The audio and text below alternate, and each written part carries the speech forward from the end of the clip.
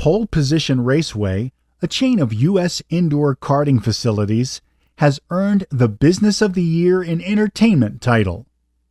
Founded in 2005 by three-time land speed racer Ken Fott and former pro motocrosser Jason Williams, the very first of their 13 raceways opened in Corona and features a European-style road course and 55 of the fastest rental karts.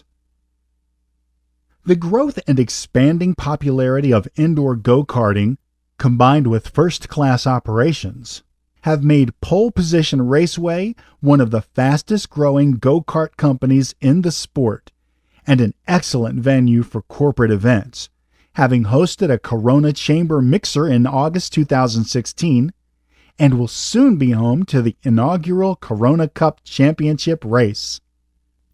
Their mission is to create an exciting environment where casual drivers and professional racers have a chance to test their skills against one another and introduce new people to the dynamic world of motorsports.